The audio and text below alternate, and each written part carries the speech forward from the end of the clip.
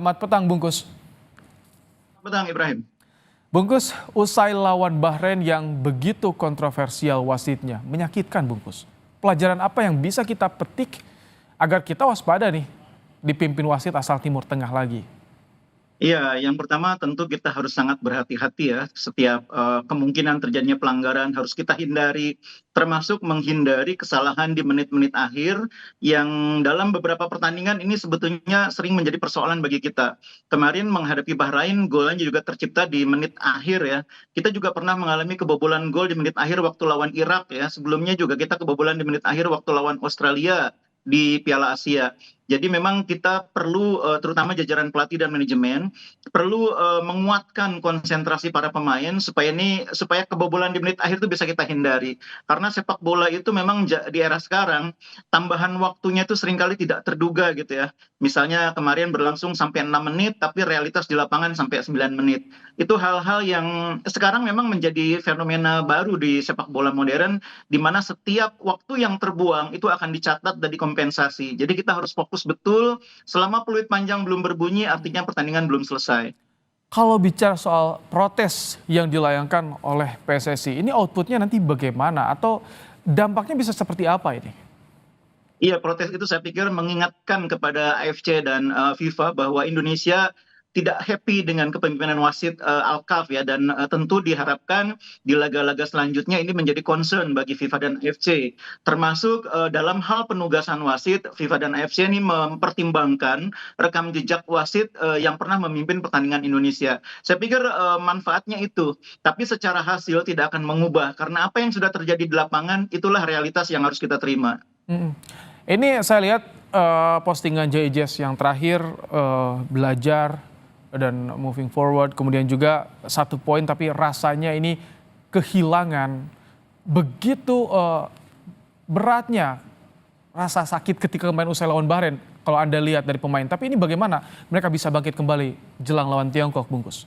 Iya, pasti sangat berat ya menerima hasil yang mengecewakan ya. Tapi biasanya pemain itu terpukul itu biasanya hanya 1-2 hari ya. Begitu mereka sudah melewati sesi latihan, sudah berkumpul lagi, sudah saling bercanda, sudah saling ngobrol di antara pemain dengan sesama pemain, dengan pelatih, dengan manajer.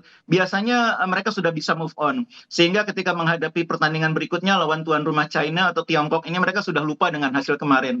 Itu yang kita harapkan. Dan pemain saya pikir juga tidak perlu terlalu berkecil hati karena 1 poin di kandang Bahrain itu sebetulnya 1 poin yang sangat berharga. Karena Bahrain ini kan tim yang cukup kuat ya, peringkatnya 70-an, kita masih 130-an. Jadi yang penting itu di pertandingan berikutnya lawan tuan rumah Tiongkok, China kita harus 3 poin. Karena target kita di bulan Oktober ini dari 2 pertandingan adalah 4 poin. 1 poin sudah di kandang Bahrain, sekarang kewajibannya adalah 3 poin berikutnya harus kita raih ketika bertandang ke Tiongkok atau China. Itu yang paling berat.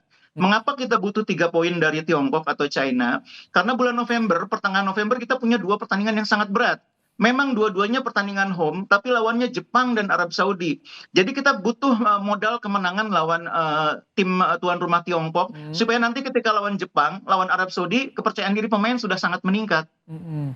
Ini nanti lawan Tiongkok, wasitnya lagi-lagi dari Timur Tengah nih. Kalau Anda melihat riwayat, track recordnya bagaimana? Kita tahu ketika pertandingan terakhir di Australia Bahrain itu.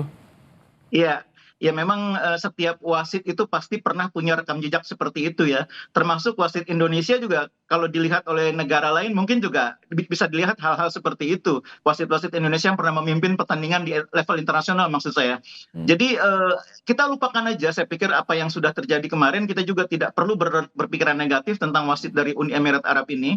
Kita pasti sudah mendapatkan perhatian dari AFC dan FIFA, dan pasti mereka yang memimpin pertandingan sudah mendapatkan instruksi dari FIFA dan AFC untuk tidak melakukan hal-hal yang melanggar sportivitas, melanggar fair play. Apalagi Indonesia sudah menyuarakan keberatan terhadap kepemimpinan wasit di laga sebelumnya. Mm-mm. Jadi kalau saya sih cenderung berpikir nggak perlu kita terlalu pusing soal wasit, kita fokus ke kemampuan diri kita sendiri.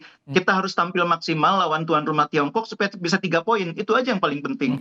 Ini kalau misalkan sampai Indonesia kayak kemarin dirugikan oleh wasit, artinya Indonesia ini betul-betul diperhitungkan oleh negeri Timur Nah, Tengah di kualifikasi ini. sisi positifnya barangkali itu ya, berarti memang negara-negara lain sekarang melihat Indonesia tuh sedemikian menakutkan sehingga perlu sampai di dalam tanda petik gitu dikerjain gitu. Tapi saya tetap berpikir positif lah. Saya tetap berpikir bahwa apa yang terjadi kemarin itu ya dalam sepak bola modern tidak hanya pernah dialami oleh Indonesia. Mungkin beberapa negara lain pernah mengalami juga. Mm-mm. Ini bicara soal jarak yang datang duluan ke Tiongkok, Indonesia lebih dulu datang ke Tiongkok. Apakah ini jadi keuntungan juga bagi tim kita? Iya, sebetulnya ketika orang meributkan Indonesia katanya mainnya kok nggak di Beijing, kok justru mainnya di Qingdao. Saya berpikir malah justru itu bukan kerugian bagi Indonesia, itu keuntungan. Karena Qingdao itu kota yang nyaman buat sebagian besar pemain Indonesia. Suhunya itu nyaman buat pemain-pemain kita yang banyak yang berasal dari Eropa. Makanya saya tidak terlalu memusingkan lokasi pertandingan di mana, selama tempatnya, stadionnya, rumputnya, kualitasnya memenuhi standar FIFA, saya pikir nggak ada masalah. Pemain-pemain kita yang berasal dari Eropa itu kalau kalau temperaturnya di Qingdao itu malah lebih lebih nyaman karena sekitar 18 sampai 22 derajat itu bagi Tidak mereka terlalu lebih dingin nyaman. bagi mereka ya? Iya, cukup ideal bagi mereka justru. Apalagi stadionnya bagus. Saya pernah ke Qingdao kebetulan dan stadionnya bagus-bagus. Nah, kalau misalkan kemarin kita sudah lihat lawan Bahrain dengan line up yang diturunkan oleh Sinteyong, bagaimana nanti dengan lawan Tiongkok jika kita memiliki target poin penuh? Apakah harus ada rotasi di situ untuk menjaga kebugaran atau seperti apa, Bungkus? Kemungkinan rotasi cukup besar ya, karena jarak pertandingannya kan cukup mepet ya. Boleh jadi di pertandingan besok ini Jordi Amat tidak starter ya, tapi Jai Ijes menjadi sentral di lini pertahanan. Di kanan ada Rizky Ridho, di kiri ada Miss atau sebaliknya Rizky Ridho yang di kiri, Miss yang di kanan. Tapi yang jelas saya pikir di depan ada kemungkinan Eliano bermain sejak awal, ada kemungkinan ya. Karena kemarin dia kan baru bermain separuh pertandingan, di babak kedua baru masuk. Nah, mungkin juga yang akan terjadi perubahan di lapangan tengah. Boleh jadi nanti Tom Hai akan diduetkan dengan Nathan, bukan dengan Ivar. Tapi semua tentu sangat ditentukan oleh apa ya, asesmen terakhir pada hari sebelum pertandingan atau pagi sebelum pertandingan. Tapi kalau lihat Rafael Struijk itu sepertinya tak tergantikan ya untuk lawan Tiongkok esok. Ya, ada alternatif karena ada Sananta kan sebetulnya ya, ada Dimas Derajat.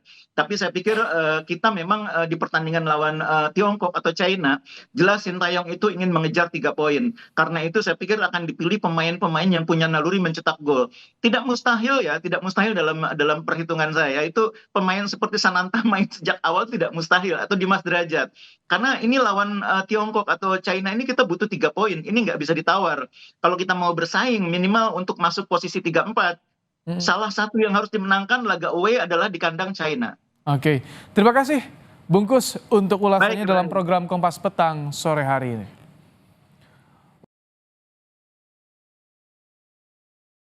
Junjung tinggi prinsip jurnalisme dalam setiap tayangan terbaiknya. Menghadirkan berita bernilai sebagai referensi. Gelar bicara yang tajam, Tidak, ini kan kebohongan dok. mengupas fakta demi fakta dan mendorong pencarian solusi. Serta investigasi yang mengungkap kebenaran. Rosi, Satu Meja, The Forum, Sapa Indonesia Malam. Nilu, ikuti semuanya bersama Kompas TV.